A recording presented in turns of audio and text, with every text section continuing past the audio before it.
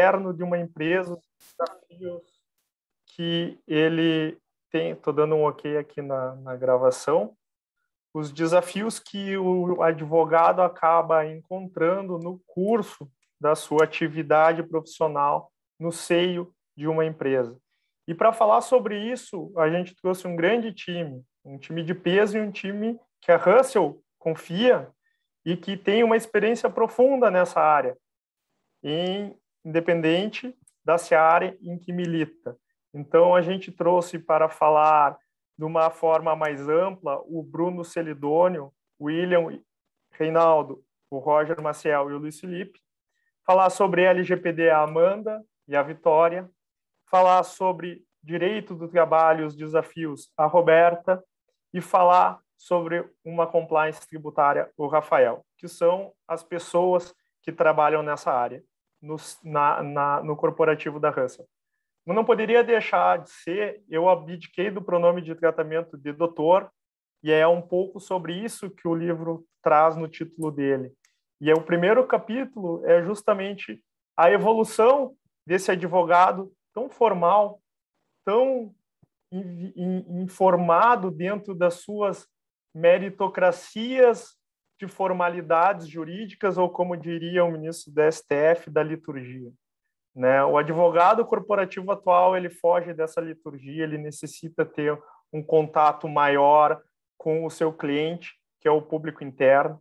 Ele deve trazer resultado, ele não deve ser um advogado focado naquela velha frase, que é uma égide do direito, que advogado tem uma atividade de meio e não de fim, bem pelo contrário, o advogado tem uma atividade de fim, o advogado corporativo ele tem que trazer, sim, resultado, seja através das suas decisões, e quando a gente fala em resultado, não é um resultado apenas financeiro, é um resultado prático de decisões corretas que vão impactar, sim, efetivamente, na empresa.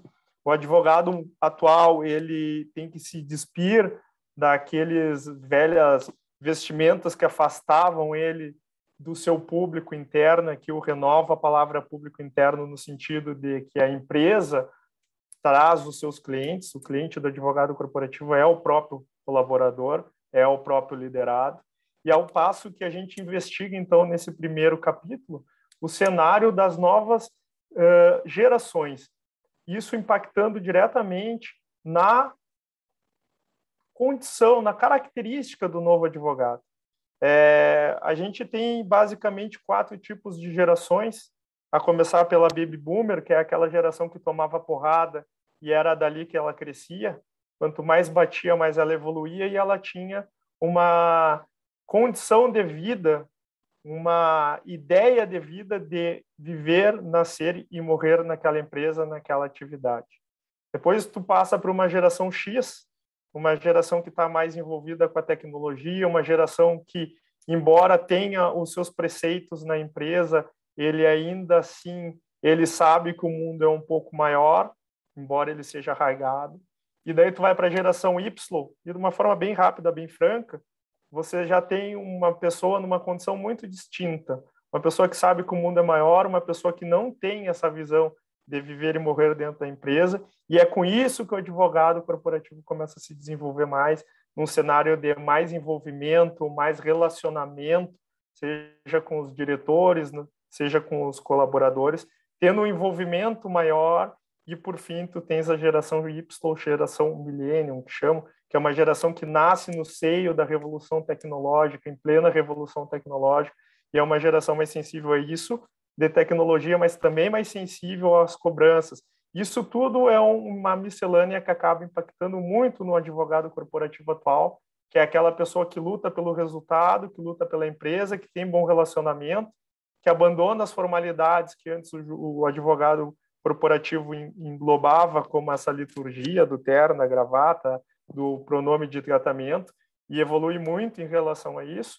E também passa a olhar essas questões tecnológicas mais de um direito não tão judicializado quanto um direito mais conciliado.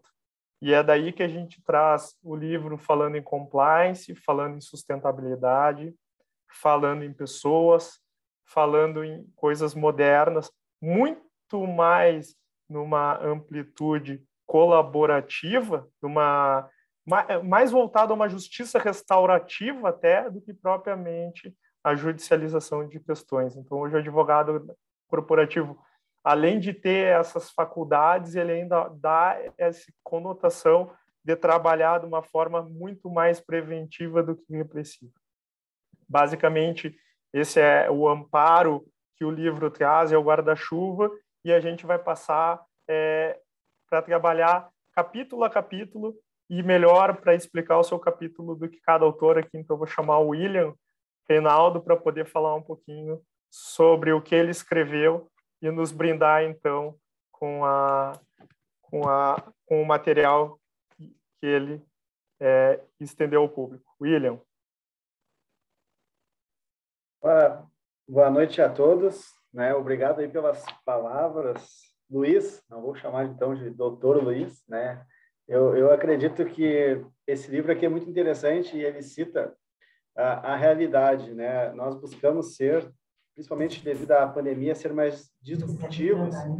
E quando a gente assume um livro que tem temas atuais, né? Eu cito exemplo aqui, né, de projeto de leis que fala de incentivos, né, aquisição de carros elétricos. Então, é muito atual e coisas que também nem aconteceram, nem surgiram ainda, né, que estão em estudo. Então, a gente acaba fazendo um compilado aqui, né, de situações como SG, LGPD, coisas mais modernas e, como já diz o título, né, do nosso livro, mais atuais, né, mais contemporâneas. Então, isso eu acredito que serve para levar o mercado, seja um mercado mais jurídico, né, que leve para leitores, advogados, bem como leitores mais leigos no que tange a legislação, mas já leva para esses leitores algo mais atual, né? Então, que pode levar para dentro das suas corporações, né, situações que dá para colocar em prática e também já demonstra um norte para onde não só a economia, mas o mercado como um todo, nacional e mundial, né, independentemente que nós estamos falando aqui de LGPD, aqui fora do país, né, já vinha com uma outra legislação um tempo antes, e agora a gente está falando de SG, que também já vinha tratado em outras corporações, agora no Brasil a gente inicia, né, a falar sobre, e no caso aqui do meu tema, né, que é um viés mais sustentável da evolução. Eu começo iniciando o meu capítulo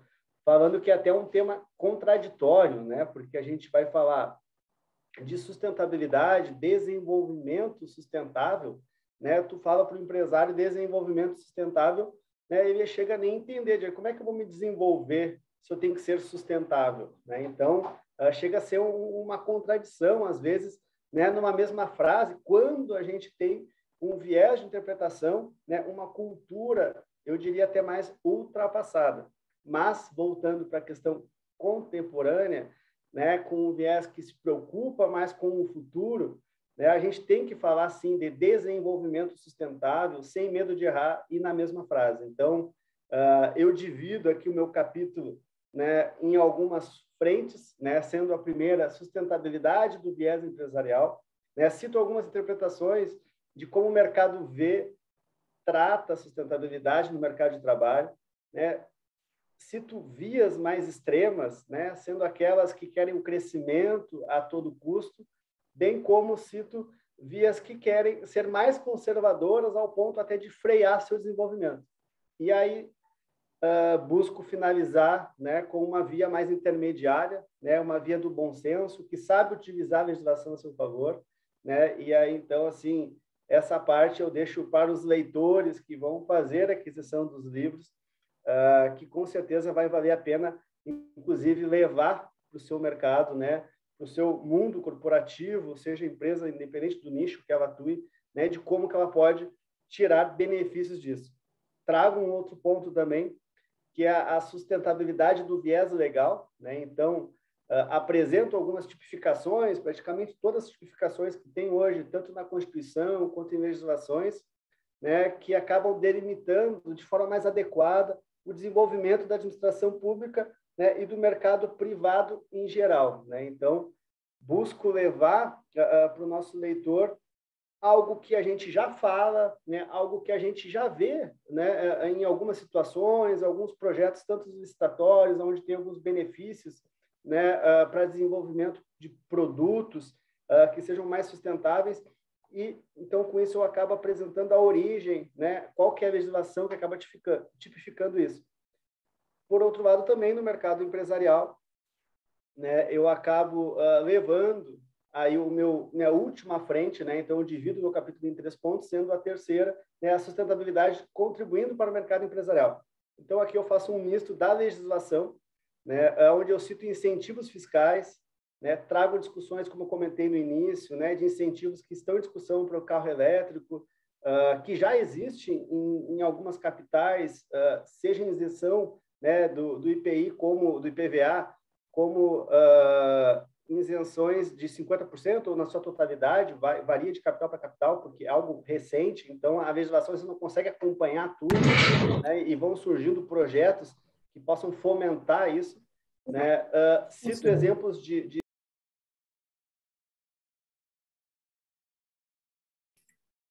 William, ficou mudo. Isso. Tu mutou o teu telefone. Ou alguém mudou. Agora voltou. Até onde que você estava escutando? Eu não vi quando mutou. Foi agora, pouquinho. Foi bem pouquinho. Só retomar o último pensamento. Tá.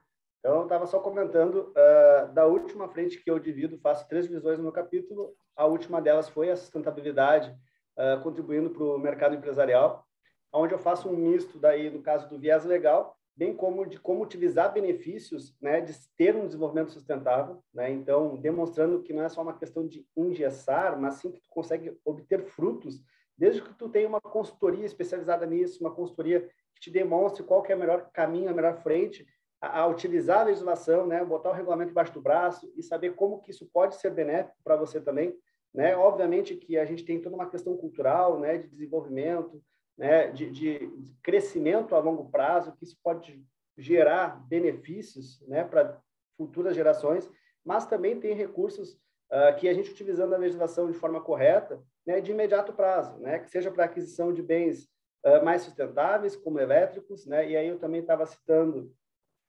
situações de isenções para caso de doações, né, então a gente consegue fazer deduções para caso de patrocínios, para eventos sociais, né? Porque a sustentabilidade aqui não é só uma questão de benéfica à natureza, mas sim benéfica também para questões sociais, né? Então, a legislação, assim como tem a Lei Rouanet, que já incentiva isso, né? Tu já pode utilizar nisso também, né? Hoje, né?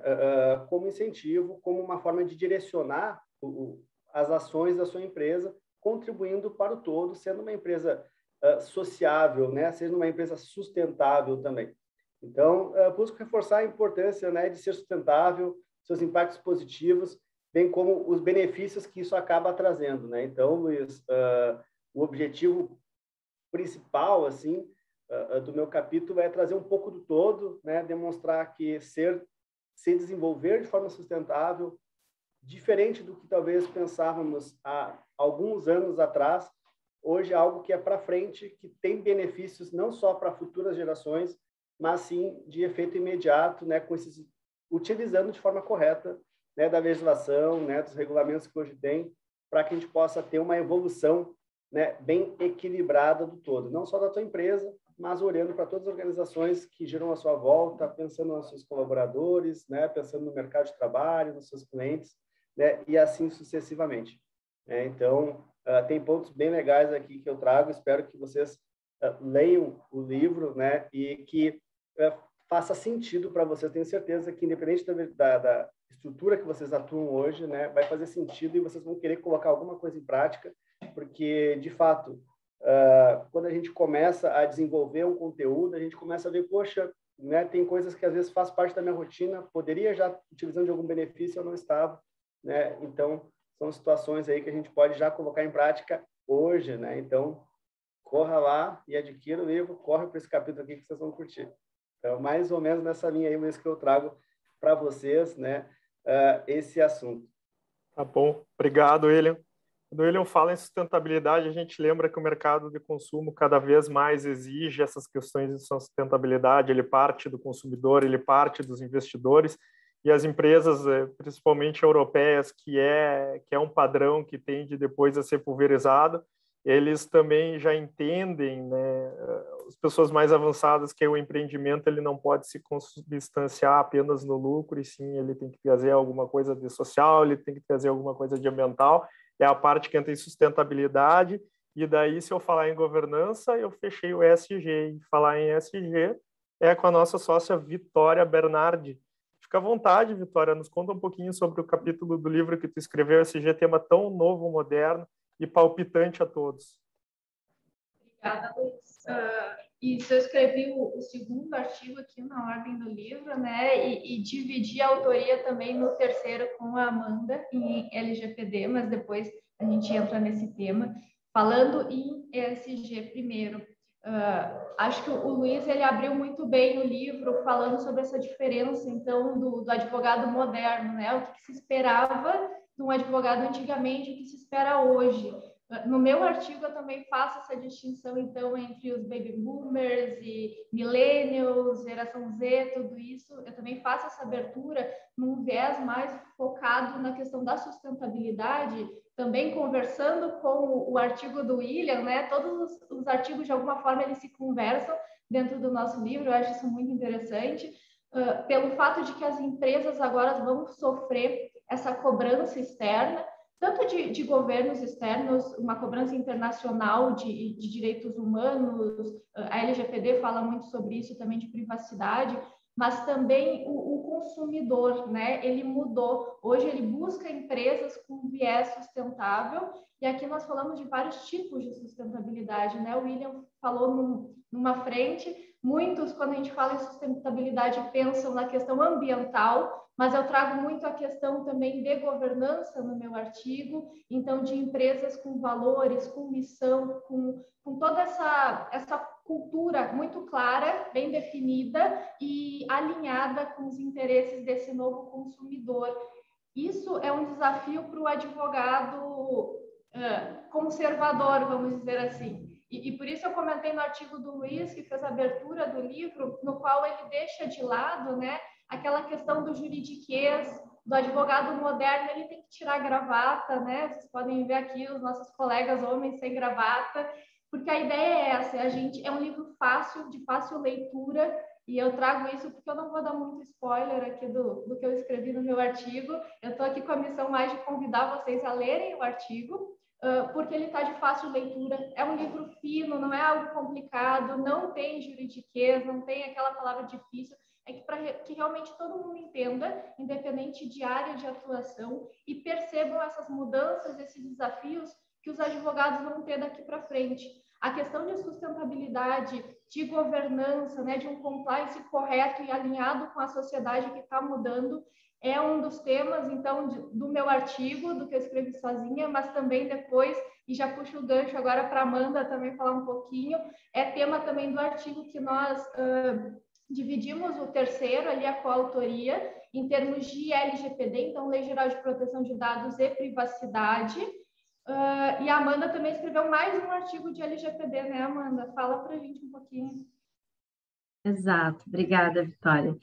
Eu dividi, então, essa coautoria com a Vitória em relação ao artigo que trata de entraves e oportunidades trazidos pela LGPD, e também trouxe um artigo voltado para a base legal do legítimo interesse do controlador, que é uma das bases legais trazidas pela LGPD e aquela que traz, né, uma das maiores, os maiores dificuldades realmente, por ser uma base bastante genérica e que enseja aí muitas discussões. Eu acho que, aproveitando, Vitória, sobre, né, entraves e oportunidades, já que é o tema de um dos nossos artigos, tem uma pergunta bem interessante ali do Marcial no chat que diz: ESG, LGPD, as empresas familiares estão muito resistentes em implantar estes processos, o que fazer? E justamente Nesse artigo, né, sobre entraves e oportunidades da LGPD, nós trazemos algumas questões voltadas justamente, né, a isso que já foi comentado pelo William, foi comentado pelo Luiz e pela Vitória, e que a gente acaba sempre apresentando, né, empresas que não se adaptam, né, a esse tipo de questão que vem sendo tendência mundial, que o mercado está solicitando, essas empresas, elas organicamente vão acabar sendo excluídas do mercado, e é isso uma das questões que nós tratamos, inclusive, no nosso artigo de entraves e oportunidades voltados à LGPD. A LGPD realmente ela traz bastante dificuldade, uma das maiores dificuldades é a multidisciplinariedade, né, da atividade e a mudança de cultura, e também, né, mas as oportunidades trazidas por ela, como a oportunidade de fazer novos negócios, né, e de trazer justamente outras empresas parceiras, clientes, né, o consumidor, como a Vitória bem colocou, está cada vez mais exigente, e dentre essas tendências ESG, como a Vitória muito bem trouxe ali, a gente também tem um pedacinho da LGPD ali dentro, que fala justamente sobre governança, né? Uma parte de governança, que é a governança de dados. E nesse sentido, deixa eu só acrescentar também, Amanda, os nossos artigos, acho que como um todo, eles trazem um lado da prática, né? Nós atuamos no dia a dia com tudo isso que nós estamos narrando aqui no livro, então são realmente realidades, é o dia a dia do trabalho, mas também é um livro muito provocativo em termos de falar do profissional do futuro, né? O que se espera no futuro do advogado. Então, é um livro que a gente pensou no sentido de trazer reflexão, fazer questionamentos, provocar e gerar essa conversa. E por isso esse evento aqui, espero que tenhamos outros eventos, para discutir também assim, o que vocês entendem, né, quem está aqui nos ouvindo, sobre o que é esse profissional do futuro e se o que nós trouxemos aqui realmente vai se concretizar, né? Acho que é uma provocação interessante.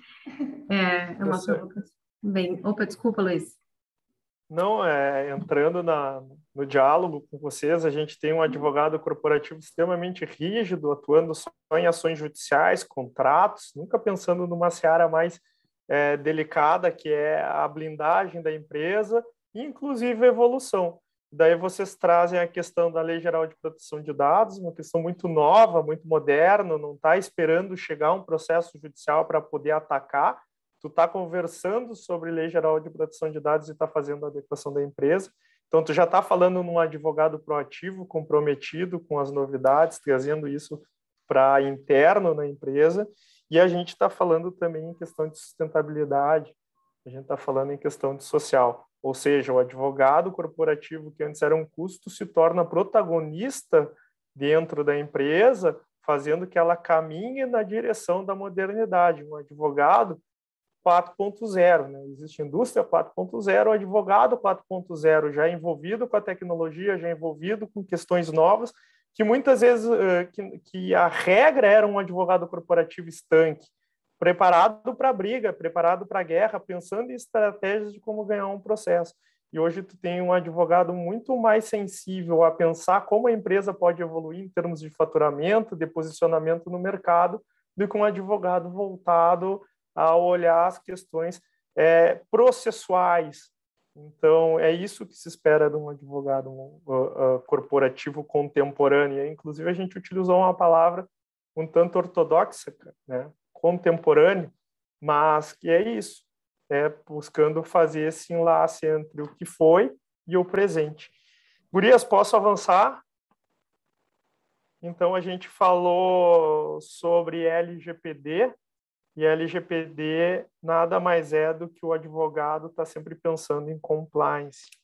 E aí, evoluindo essa questão no advogado estar envolvido com a compliance, que nada mais é do que estar cuidando do que está acontecendo ao seu redor e, ao mesmo tempo, estar olhando para a empresa como um ser que necessita esse cuidado, esse carinho, né? Ainda mais nos dias de hoje, onde a tributação no Brasil é algo que supera qualquer legislação exterior, é extremamente delicado e complexo.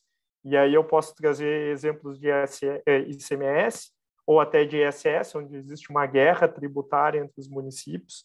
Então, temos sim de estar sempre amparados na legislação, sempre olhando as oportunidades, sempre buscando não estar fragilizado perante o ambiente, sob pena de ser penalizado.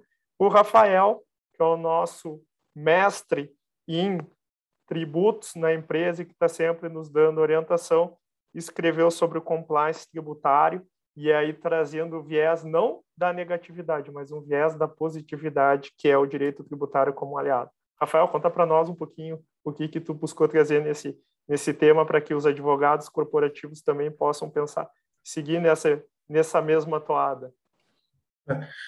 Boa noite para todo mundo, primeiro. Né? O direito tributário, como tu bem disse, aqui no Brasil, sempre que a gente mexe com ele acaba tendo uma certa complexidade que a gente buscou, dentro da ideia do livro mesmo, excluir ela. O Brasil já é famoso no mundo inteiro por ser o maior e melhor produtor de leis tributárias. E o advogado, por si só, e principalmente o advogado, o tributarista, muitas vezes, quando ele se depara com qualquer coisa, a ideia principal dele acaba sendo contestar e ir para a ação, ou seja, uma ação administrativa ou uma ação judicial. Né? A nossa ideia com o artigo é exatamente trazer esse pensamento de, calma, vamos evitar essas ações administrativas e judicial dentro do possível. Né? Então, o que a gente traz no artigo? Um movimento, um método, assim, por dizer, que muitas empresas estão fazendo, que elas buscam toda a precaução e buscam analisar todo o ambiente tributário antes que as coisas aconteçam. Né? Existe uma necessidade de atualização constante de leis, aqui no Brasil mais ainda do que tudo. Né? No artigo a gente busca inclusive a gente traz alguns modelos, algumas dicas, melhor dizendo, do como é feito. Tá? A gente mostra até alguns exemplos do estrangeiro, até utilizando agora a LGPD e fazendo uma pequena comparação, já existem empresas que estão fazendo políticas tributárias. Você tem todo um manual de como é que a tua equipe tributária deve agir, como uma pessoa responsável por fazer a captação, uma pessoa para interpretar, né?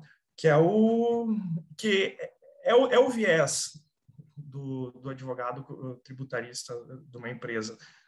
Ele tem que estar lá pronto, ele tem que ter o conhecimento da lei e, ao mesmo tempo, ele tem que buscar evitar uma ação administrativa e uma ação judicial, que, querendo ou não, sempre todos esses tipos de ação acabam afetando a empresa de uma maneira ou de outra.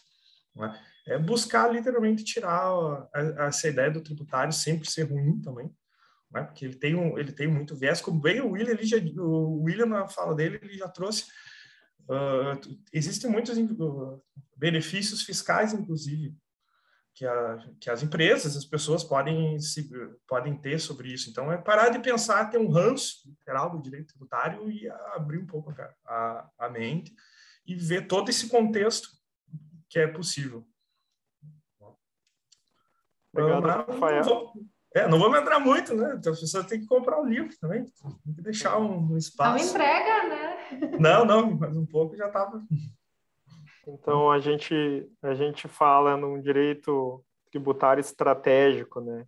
E dentro dessa estratégia e dentro de um direito corporativo transdisciplinar, porque tu não tens como ter um advogado corporativo pensando apenas uma área, ele tem que ter uma mente aberta para transdisciplinariedade, ou melhor, interdisciplinariedade, porque interliga todas as disciplinas, a gente chega na área mais sensível, muitas vezes, e que era aquela área onde a maioria dos advogados corporativos focavam, só que focavam de uma forma muito, um tanto reativa. E hoje a gente evolui muito mais pensando numa questão estratégica do que propriamente numa questão litigiosa. E falando em questão estratégica e considerando que a gente está numa pandemia, porque não houve nenhuma alteração do status após a declaração da pandemia, a gente houve a opção por falar sobre as novas formas de contrato. E eu, questionado no início da pandemia, eu dizia que a nova forma de contrato, de relações de trabalho, seria a forma híbrida. Eu acho que eu não errei, não ando muito longe, e foi esse o tema que a Roberta acabou optando por escrever. Roberta, nos conta um pouquinho mais porque tu optou por escrever sobre isso, tendo em vista que tu é a nossa gestora da parte jurídica e o que tu entende do futuro dessas relações híbridas. Boa noite a todos, então. Meu nome é Roberta. Luiz, eu escolhi escrever sobre o contrato híbrido de trabalho porque é o que ele vem ocorrendo na prática, né? E isso eu trouxe um pouco no meu artigo. O contrato híbrido de trabalho, ele vem se estabelecendo de uma forma fática nesse momento, né? Em função da pandemia, em função dessa corrida que houve, né? Do mercado de trabalho corporativo, de dentro da empresa para dentro da casa das pessoas, esse mundo do trabalho que saiu da empresa e foi para dentro das casas, né, foi para dentro das residências dos colaboradores, fez com que essa realidade se modificasse completamente. Muito embora a legislação não tenha acompanhado isso ainda, né? Nós temos ainda em termos legislativos a CLT, mas eu procurei trazer no meu artigo formas de se adequar à parte fática do que está acontecendo nesse momento à legislação, né? Então, como é que nós podemos lidar com essa legislação que nós temos posta nesse momento e com a realidade que está se impondo, né? Então, eu procurei trazer isso no meu artigo. Eu fiz primeiro, assim, em termos didáticos, um breve histórico, né? O que a gente tem em termos de CLT atual, em termos de teletrabalho, como ele está estabelecido na legislação, o que o cenário da pandemia trouxe, né, em função dessa legislação, como ela começou com uma pandemia e esse Estado começou a conversar com a legislação atual, e o que nós podemos colocar em prática em termos de como é que nós poderíamos aproveitar as lacunas legislativas, por exemplo, para a gente poder adaptar essa realidade de uma forma que as empresas não se prejudiquem, né? Também trouxe nesse artigo, eu procurei trazer o entendimento do TST, que em alguns momentos tem sido bastante ágil, né? Em função da pandemia, e o nosso próprio governo federal, através das medidas provisórias, né, que fez certas adequações que, acredito eu, agora vão se tornar perenes, né, e vão acabar sendo postas na legislação, na CLT. Então, eu procurei trazer um pouco desse cenário, claro, eu não tenho como dizer que o contrato híbrido, ele existe, né? Existe legislativamente, ainda não, mas estamos caminhando para isso. E foi essa discussão e esse tema que eu quis trazer, porque essa é a nossa realidade nesse momento e, com certeza, é o nosso futuro. Tá bom, Roberta, obrigado. Realmente, isso é o desfecho do que se espera de um advogado corporativo moderno, é largar a mão do não e começar a pensar em soluções, tendo em vista que o apetite a risco é do empresário, e isso o advogado corporativo antigo carregava muito, a questão da decisão, a questão de não querer correr risco, de mitigar risco ao extremo, quando, em verdade, quem tem que optar pelo risco é o empresário. Nessa questão de contrato híbrido, a gente poderia falar, acho que 4 lives e não esgotaria o tema, mas é uma realidade, e mesmo que tu ainda não tenha na legislação algo específico, tu faz a construção a partir disso, e o que a gente vê são relações profissionais muito bem consolidadas e pessoas realmente satisfeitas com essa forma de trabalho, que se fosse há um tempo atrás, certamente o jurídico corporativo vetaria com certeza, porque isso não teria o amparo legislativo, o amparo judicial tão profundo que desse segurança para ele dar essa opinião. Obrigado, viu, Roberto?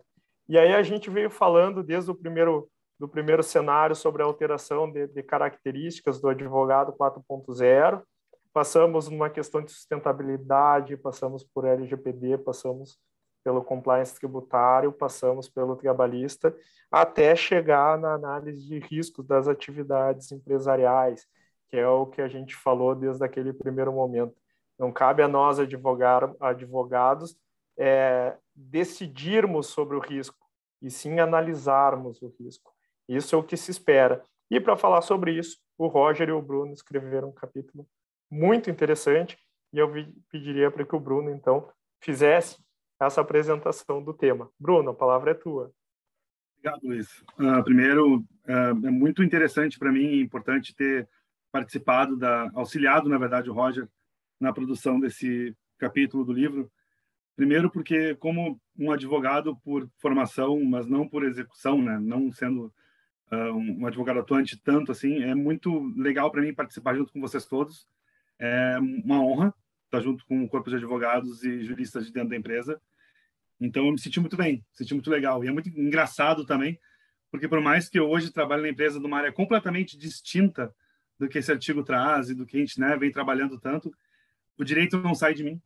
Ele vem atrás de mim o tempo inteiro. Então, foi muito legal para mim ter que voltar às minhas bases e estudar de novo, em especial o direito empresarial, o direito comercial, ter toda essa base de volta para poder entender um pouquinho mais de uma coisa que já vinha sendo falada em vários artigos que eu lia, materiais que eu acabava buscando, e até na minha própria atuação atual, hoje, dentro da empresa, a teoria do risco ela não deixa de inexistir, ela existe. Quando o Roger passou para mim, na verdade, o tema, né, para ser trabalhado junto com ele, para eu começar a pesquisar, entrar um pouco mais aprofundado, ficou muito interessante porque a gente meio que dividiu. E para mim ficou muito mais forte a parte academicista, a parte de busca de autorias e discussões sobre o tema. Então, foi muito interessante também entrar, não só aprofundar a questão do risco em si na atividade empresarial, mas também os princípios, os tipos de riscos que eles acabavam a ocorrer com essas pessoas que estavam tentando novas empresas que tentavam abrir, o que era importante para elas entenderem, o que era importante para elas também se cuidar e quais eram as grandes problemáticas que elas iam encontrar no caminho. Não cabe a mim entrar aqui e discorrer sobre o que foi feito academicamente no artigo que a gente propôs, mas, na verdade, fazer um convite, porque, no fim das contas, o que me deixou bem aberto, assim, o que me deixou muito com vontade de estudar mais, é que esse é um tema que realmente ele permeia os estudos empresariais, ele permeia os princípios que recaem sobre o direito empresarial. E ele não está somente no direito, ele vai também na questão do administrador, ele vai na questão da própria empresa, como ela deve atuar, o entendimento de onde ela pode ir, do quanto ela vai se preocupar com o processo dela mesma, dos perigos que ela pode ocorrer. Então, é um artigo que, para mim, foi muito legal, foi uma reconexão minha com o direito. E fica aqui também, na verdade, de uma forma bem sucinta, o convite das pessoas de lerem o livro e de buscarem entender um pouco mais sobre o tema. Obrigado, Bruno. Eu acho que a gente conseguiu, dentro do tempo que nós nos propusemos, ser muito claros. Fica interessante constatar que esse livro, Direito Corporativo Contemporâneo, ele foi escrito por pessoas que efetivamente atuam na prática e têm esse mindset diferenciado, têm esse mindset de desenvolvimento e de pensar que a gente tem autorresponsabilidade em causar resultados. Participo de órgãos da OAB e vejo que não é todo advogado que ainda tem essa ideia, porque é muito fácil ainda tu ficar na tua zona de conforto dizendo se pode ou não pode e não pensar em soluções. O advogado normal, moderno, ele tem que pensar em soluções, ele tem que evoluir, ele tem que estar à frente do seu tempo, mas acima de tudo, ele tem que causar valor para a empresa. No momento que ele for apenas um depositório de consultas, onde tu pode dizer sim ou não, ele não tem valor. E com isso, ele também não traz valor para a empresa. Então, a gente faz um apelo e conclama todos os advogados a mudarem um pouco o seu mindset, aqueles que trabalham na forma corporativa, e a gente conseguir, de uma forma mais carinhosa, digamos assim, que as pessoas atuem de uma forma mais efetiva. E quando eu falo efetiva, eu falo em valor. Eu estava tentando alongar um pouquinho a conversa, para verificar se, e daí eu vou chamar o pessoal do marketing aqui, se nós vamos falar alguma coisinha do livro ou não? O pessoal do marketing. Amanda lançou ali no chat, pessoal, o link para quem for comprar, por favor, né? Não é só para considerar o que a gente falou aqui, tem muita coisa mais interessante lá no livro para ser lido. E vamos fazer o sorteio, Luiz? Vamos presentear alguém aqui, é um dos 36 participantes que ficou até o final com a gente.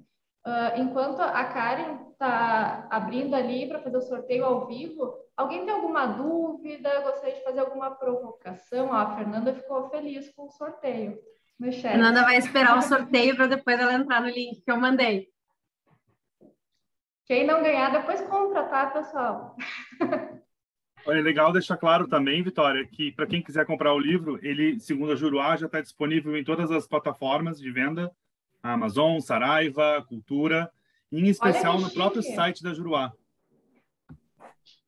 Eu acho que é interessante também a gente falar um pouquinho que livro sobre direito corporativo é quase inexistente, né? São poucos que se aventuraram nessa área, são poucas pessoas que se dispõem a escrever sobre direito corporativo, e hoje, cada vez mais, o direito corporativo toma conta das empresas, especialmente dos conselhos de administração. Então, para quem nos ouve, querer saber um pouquinho mais uma forma de atuação moderna, de quem efetivamente se dispôs a pensar fora da casa e sair da sua zona de conforto, esse é o livro. Foi feito o sorteio? Vamos fazer ao vivo. A minha ideia é fazer aqui, a Karen, ela compartilha a tela dela e faz ali no sorteador, a gente coloca 36 participantes. Karen, tu tá nos ouvindo? Estou ouvindo todo mundo, só peço que a Amanda me coloque como co-host. Pronto, já foi. Vou poder compartilhar a tela. Tá bem ruim a tua internet, Karen, mas deu para entender. Vamos colocar ali 36 pessoas, se cair um de nós, não conta. Vamos lá. Todo mundo consegue ver a tela? Sim. Sim. Deixa eu ver os tambores. 25. Quem é o 25, Karen? Vamos ver. Vamos ver antes. Vamos lá. 5, 6, 7. Está sendo auditado, hein? Temos vários auditores aqui na plateia. Por favor, pessoal. Tá sendo... Ela está contando ali quem é o número 25 na lista de presença. Se for um de nós, passa para o seguinte. Tem Isso. como? Aqui eu contei no número 25, tá o Michael Salles. Opa, mas pode pular ele, que para ele eu já dei um livro. Passa para o próximo. Você é uma convidada especial. Desculpa, Michael. O próximo é o Marcial Lopes Filho. Olha aí o Marcial. Opa. Não sei se o Marcial quer abrir a câmera. Marcial, rapidinho que a gente ainda tem tempo. Tudo bem? Prazer, boa noite. Conta um pouquinho da tua experiência profissional aí para a gente te conhecer. Eu tenho 30 anos de experiência em auditoria e consultoria. Trabalhei em Big Four. Hoje eu participo também de alguns projetos aí na Herschel, com a Fernanda, com a Eliane, lá de Porto Alegre. E eu atuo também junto a alguns clientes na área corporativa. Sim. Redijo muito ato societário, porque você falou, eu trabalho com grandes bancas de advogado que eles escrevem aramaico antigo. Ninguém entende nada que eles escrevem. Então, um dos donos pediu para mim fazer os atos e depois passar para os advogados. Porque ninguém consegue entender. Linguagem clara é a necessidade da simples e clara. Exatamente. Assim como aqueles contratos de 50 folhas que existiam antigamente, que era terrível. E hoje também isso mudou, né? Como eu falo, eu até pedi que eu queria o livro digital. Hoje a gente faz o contrato digital, existem sistemas tudo digital, que eu acho que a classe advogada devia ter mais, vislumbrar mais isso. Tu sabe que em 2016 a gente, para clientes que não eram exigentes, a gente passou a adotar os contratos digitais assinados com certificado digital. Lá em 2016, Então. quando nem existia a DocSign ainda, que é empresas de Então. assinatura. E Esse mesmo atuado. E a gente faz isso hoje. A gente não tem impressora no escritório da gente, porque é tudo digital, é tudo assinatura digital. E agora eu estou vendo até um novo sistema, que todo mundo assina ao mesmo tempo. Depois que todo mundo assina pelo certificado digital, ele encerra o contrato e valida e pronto. Tá bom. Obrigado, Marcial. Foi um prazer te conhecer. Que tu faça bom uso do livro. O pessoal do marketing vai entrar em contato contigo para poder. Estou passando o e-mail aqui. Eu sempre ganho. Tem gente que não vai gostar aí, viu? Da plateia. Merece. Foi sorteado publicamente. Tá certo. Pessoal, se ninguém tiver mais nenhuma colocação, eu agradeço a presença de todos e desejo uma boa noite. Obrigada, pessoal. Boa noite. Obrigada. Boa noite. Tchau, Boa tchau. noite, pessoal. Obrigada, boa Tchau, noite. tchau. Obrigado, pessoal. Boa noite.